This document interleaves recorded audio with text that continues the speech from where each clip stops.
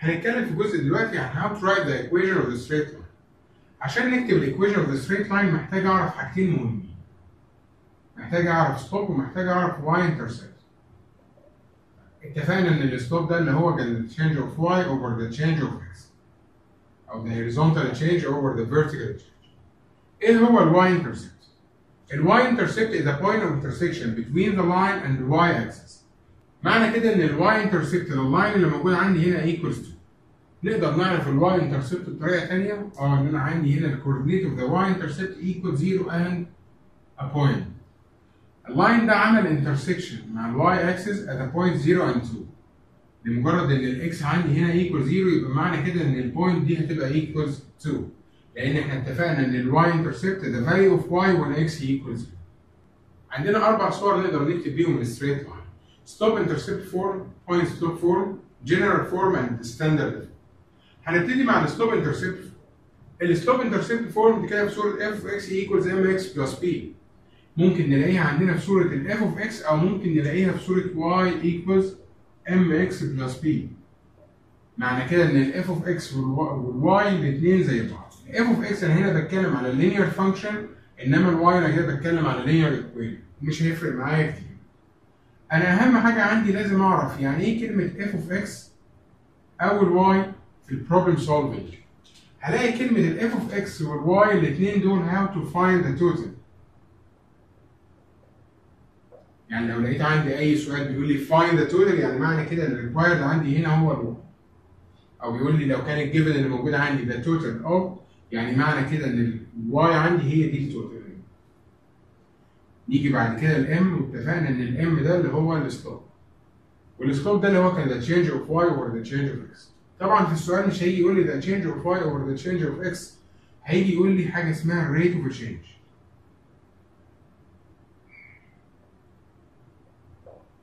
يبقى الستوب عندي هنا اللي هو the rate of change.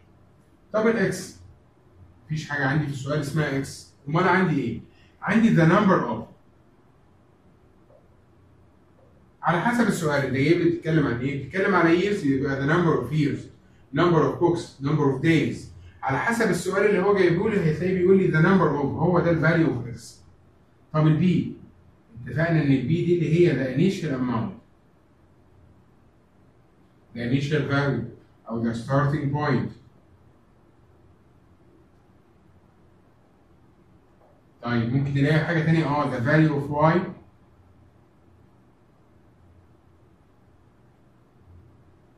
when x equals to 0. يبقى نقدر نراجع الكلام اللي احنا قلناه. لو قال لي عندي هنا ال f of x او ال y دي معنى كده هي find the total.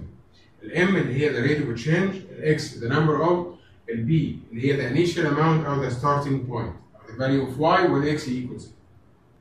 تاني صورة عندنا اللي هي ال point slope form ودي بستخدمها لو كان ال given عندي point و slope او طالب مني ان انا اجيب الايكويشن في اي صورة من الصور اللي احنا اخدناها. فالصورة دي بتكون في صورة y minus y1 equals m times x minus x1. طيب نشوف سؤال مع بعض. if the point is 3 and 5 with the slope equals 4.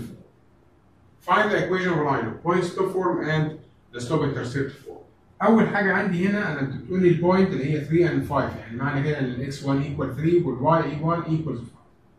أنا هعمل substitution يبقى y minus y1 عندي هنا 5 equals m السلوب عندي هنا equals 4 times x minus x1 عندي هنا equals 3. وبكده انا كتبت الايكويشن في صوره البوينت سلوب فورم. دي الصوره اللي انا كتبت فيها البوينت سلوب فورم. طب ازاي ان انا احولها بعد كده للسلوب انترسبت فورم؟ في صوره السلوب انترسبت فورم انا عاوز اخليها y equals mx plus b. طب انا هعمل ايه؟ انا كان عندي هنا minus 4 هعملها شيفتنج انقلها من الليفت هاند سايد للرايت هاند سايد ان انا بعمل adding 5 انها كانت minus 5 واعمل solving y equals 4 times x اللي هي 4x 4 times negative 3 اللي هي negative 12 وما ننساش نكتب plus 5. by simplifying يبقى y equals 4x negative 12 and positive 5 equals negative 7. وبكده كتبنا الايكويشن في صوره سلوب انترسبت فورم. والسلوب عندي هنا اللي هو equals 4 and y intercept equals negative 7. يبقى اول صوره اخدناها السلوب انترسبت فورم اللي هي y equals mx plus b. تاني صوره اخدناها البوينت سلوب فورم y minus y1 equals m times x minus x1. والسلوب بوينت سلوب فورم بنستخدمها لو انا عندي بوينت وعندي سلوب وعاوز اجيب الايكويشن في صوره السلوب انترسبت فورم. الصورتين اللي بعدهم اللي هو الجنرال فورم والستاندرد فورم. في الجنرال فورم انا عندي ax plus by plus c. ستاندرد فورم ax plus by equals c. الفرق اللي موجود عندي ان السي هنا مع الايكويشن في الليفت هاند سايد، في الستاندرد فورم السي موجوده عندي في الرايت هاند سايد.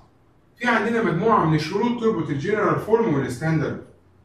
اول شرط عندي لازم يكون ان الاي في الصورتين يكون greater than or equal to 0. يعني لازم الاي ما ينفعش يكون نيجاتيف. تاني شرط عندي ان الاي B and C must be integer numbers. ما ينفعش يكون ال A أو ال B أو C يكونوا عندي fraction أو decimal. لازم يكونوا integer numbers. طبعا عندي شرط كمان اللي هو ال A وال B وال C يكون ال highest common factor ليهم equals 1. يعني ما ينفعش نقول عندي إن ال A equals 2 وال B equals 4 وال C equals 6. لأن الكومن فاكتور ما بينهم هنا عندي هنا equals 2. طب أمال أعمل إيه؟ أعمل ديفايد الإيكويشن كلها باي 2. يبقى الإيكويشن عندي هتكون x plus 2y plus 3 equals to 0. كده الإيكويشن مكتوبة صح. آخر شرط أساسي موجود عندي إن ال A and B not equals to 0 at the same time. يعني إيه؟ يعني ما ينفعش ال A وال B الاتنين مع بعض يكونوا equal 0. ممكن ال A تبقى بزيرو، ممكن. بس ال B في الحالة دي ما تنفعش تبقى equal 0. لو ال B equal 0 في الحالة دي ال A ما تنفعش تبقى equal 0. طب إيه الفرق ما بينهم؟ أو إيه اللي أنا هستفيده منهم؟ محتاج أعرف من الجنرال فورم زي ما اتفقنا ايكويشن اوف لاين، محتاج أعرف حاجتين، محتاج أعرف سلوب وواي انترسبت. نفس الكلام محتاج أعرفه من الستاندرد فورم، محتاج أعرف سلوب وواي انترسبت. السلوب من الجنرال فورم ايكوالز نيجاتيف A اوفر B.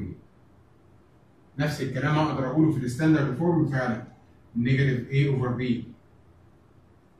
طب الواي انترسبت، الواي انترسبت هنا ايكوالز نيجاتيف C اوفر B.